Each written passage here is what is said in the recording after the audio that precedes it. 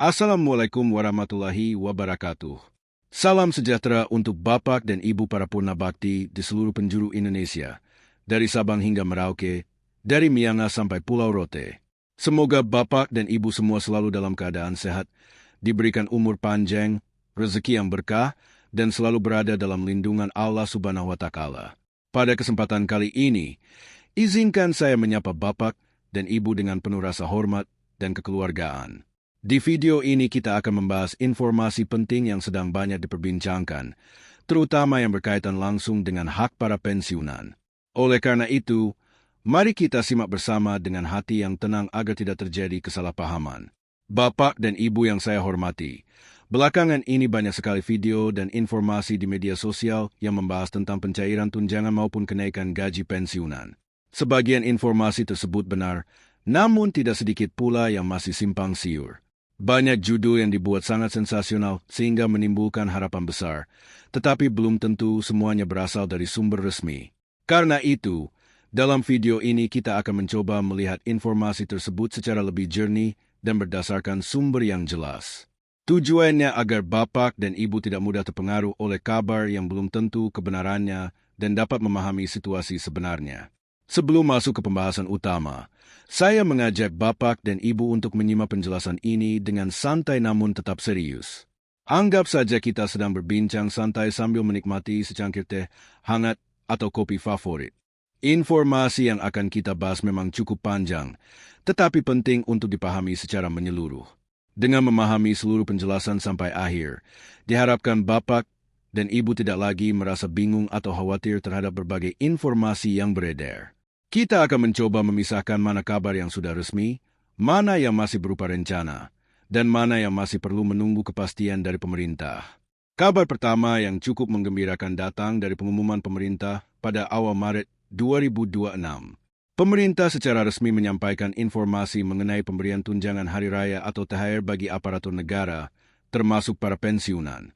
Informasi ini disampaikan oleh Menteri Koordinator Bidang Perekonomian, Bapak Airlangga Hartarto, melalui berbagai media nasional terpercaya. Dalam pengumuman tersebut dijelaskan bahwa THR tahun 2026 diberikan kepada seluruh aparatur sipil negara yang meliputi PNS, CPNS, PPPK, prajurit TNI, anggota Polri, serta para pensiunan dan penerima pensiun janda atau duda. Kabar ini tentu menjadi angin segar bagi jutaan penerima pensiun di seluruh Indonesia. Pemerintah bahkan telah menyiapkan anggaran yang cukup besar untuk memastikan pencairan THR berjalan lancar. Total anggaran yang disiapkan untuk THR tahun 2026 mencapai sekitar 55 triliun rupiah.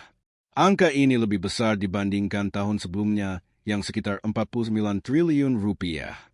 Peningkatan anggaran ini menunjukkan bahwa pemerintah berusaha memberikan perhatian terhadap kesejahteraan aparatur negara dan para pensiunan yang telah mengabdikan diri selama bertahun-tahun kepada negara. Jika dilihat dari rinciannya, anggaran tersebut dibagi untuk beberapa kelompok penerima. Sekitar 22,2 triliun rupiah dialokasikan untuk aparatur sipil negara pusat, termasuk TNI dan Polri. Sementara itu, sekitar 20,2 triliun rupiah dialokasikan untuk ASN daerah yang jumlahnya mencapai jutaan orang di seluruh provinsi dan kabupaten. Sedangkan untuk para pensiunan sendiri, pemerintah menyiapkan anggaran sekitar 12,7 triliun rupiah. Jumlah penerima pensiun yang akan mendapatkan THR tahun ini diperkirakan mencapai sekitar 3,8 juta orang. Pertanyaan yang sering muncul adalah mengenai besaran THR yang akan diterima. Pemerintah menyampaikan bahwa komponen THR tahun 2026 dibayarkan secara penuh atau 100% sesuai ketentuan yang berlaku. Bagi para pensiunan, perhitungannya relatif sederhana. Besaran THR yang diterima umumnya setara dengan 1 kali gaji pokok pensiun yang diterima setiap bulan. Artinya, jika seseorang menerima pensiun sebesar 3 juta rupiah per bulan, maka THR yang diterima juga sekitar jumlah tersebut. Perhitungan ini membuat prosesnya lebih mudah dipahami tanpa harus menghitung berbagai komponen tambahan. Hal lain yang juga menjadi perhatian adalah mengenai pajak. Banyak yang bertanya apakah THR tersebut akan dipotong pajak atau tidak. Berdasarkan kebijakan pemerintah untuk tahun 2026, pajak penghasilan yang berkaitan dengan THR bagi ASN dan pensiunan akan ditanggung oleh pemerintah melalui APBN.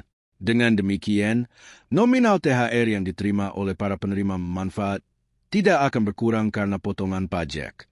Kebijakan ini tentu memberikan keuntungan tambahan bagi para penerima karena jumlah yang diterima tetap utuh. Selain THR, masyarakat juga sering membicarakan mengenai gaji ke-13. Kedua hal ini seringkali dianggap sama padahal sebenarnya berbeda.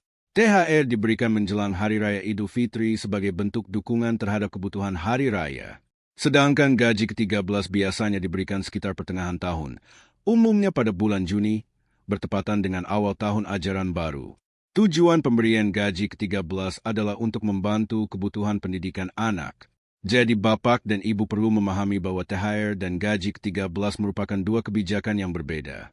Setelah membahas THR, kita masuk pada topik lain yang juga ramai diperbincangkan, yaitu isu mengenai rapor kenaikan gaji pensiunan yang dikaitkan dengan APBN 2026. Informasi ini mulai ramai dibahas di berbagai media dan platform digital sejak akhir Februari 2026. Banyak judul berita yang menyebutkan bahwa rapor kenaikan gaji pensiunan akan dimasukkan dalam anggaran negara. Hal ini tentu menimbulkan harapan besar bagi para pensiunan. Namun penting untuk memahami bahwa kabar yang beredar masih perlu dilihat berdasarkan proses resmi yang berlaku. Ketika suatu kebijakan disebut masuk dalam APBN, artinya pemerintah telah menyiapkan alokasi anggaran untuk kemungkinan kebijakan tersebut. Namun hal ini tidak berarti bahwa dana tersebut langsung bisa dicairkan dalam waktu dekat. Dalam sistem pemerintahan, setiap kebijakan keuangan negara harus melalui proses administrasi, peraturan, dan pengawasan yang ketat. Tujuannya agar penggunaan anggaran negara tetap transparan, tepat sasaran, dan tidak menimbulkan masalah di kemudian hari. Biasanya ada beberapa tahapan yang harus dilalui sebelum kebijakan seperti rapor kenaikan gaji dapat dilaksanakan. Tahap pertama adalah perhitungan kebutuhan anggaran oleh Kementerian Keuangan. Pemerintah harus menghitung secara rinci jumlah penerima serta besaran dana yang dibutuhkan. Hal ini tidak sederhana karena penerima pensiun terdiri dari berbagai golongan dengan masa kerja dan besaran pensiun yang berbeda-beda. Oleh karena itu, proses perhitungan membutuhkan waktu dan ketelitian yang tinggi. Tahap berikutnya adalah penyusunan aturan teknis. Aturan ini bisa berupa peraturan pemerintah, peraturan presiden, atau kebijakan kementerian terkait. Dalam aturan teknis tersebut akan dijelaskan secara detail siapa saja yang berhak menerima rapel, bagaimana mekanisme perhitungannya, serta kapan jadwal pelaksanaannya. Tanpa adanya aturan teknis yang jelas, lembaga penyalur seperti Taspen atau Asabri tidak dapat memproses pencairan dana tersebut kepada para penerima. Setelah aturan teknis disusun, langkah selanjutnya adalah sinkronisasi dan validasi data penerima. Data pensiunan harus dipastikan benar dan sesuai dengan data kependudukan nasional. Informasi seperti nomor identitas, tanggal lahir, status penerima, hingga rekening bank harus benar-benar cocok dengan data basi yang ada. Jika ada perbedaan data, maka proses pencairan bisa tertunda. Oleh karena itu, validasi data menjadi tahap yang sangat penting sebelum dana dapat disalurkan. Jika seluruh proses administrasi telah selesai, barulah dilakukan simulasi perhitungan rapel. Besaran rapel setiap orang tidak sama karena bergantung pada selisih kenaikan yang diterima dan periode waktu yang dihitung. Misalnya, jika terdapat kenaikan tertentu yang seharusnya sudah berlaku beberapa bulan sebelumnya, maka selisih tersebut akan dihitung sebagai rapel. Karena faktor golongan, masa kerja, dan besaran pensiun berbeda, maka nominal yang diterima setiap penerima juga tidak akan sama. Dalam situasi seperti ini, bapak dan ibu juga perlu berhati-hati terhadap kemungkinan penipuan. Biasanya ketika ada kabar mengenai pencairan dana atau bantuan, muncul pihak-pihak yang tidak bertanggung jawab yang mencoba memanfaatkan keadaan. Mereka bisa mengaku sebagai petugas dari lembaga tertentu dan meminta data pribadi atau bahkan meminta uang dengan alasan administrasi. Penting untuk diingat bahwa lembaga resmi tidak pernah meminta PIN ATM, kode OTP, atau biaya percepatan pencairan. Sambil menunggu perkembangan informasi resmi, ada beberapa hal yang bisa dipersiapkan sejak sekarang. Pastikan rekening bank yang digunakan untuk menerima pensiun masih aktif. Periksa juga kesesuaian data kependudukan seperti nama, nomor identitas, dan tanggal lahir. Jika ada perubahan status seperti peralihan pensiun kepada pasangan atau ahli waris, pastikan semua administrasi telah diurus secara resmi. Dengan demikian, ketika kebijakan baru diterapkan, proses pencairan dapat berjalan lebih lancar. Sebagai penutup, Mari kita tetap berharap yang terbaik dan menunggu perkembangan informasi dari sumber resmi. Semoga kebijakan yang sedang dibahas benar-benar dapat memberikan manfaat bagi para pensiunan yang telah mengabdikan diri kepada negara selama bertahun-tahun. Semoga pula segala prosesnya berjalan lancar dan memberikan keberkahan bagi semua pihak.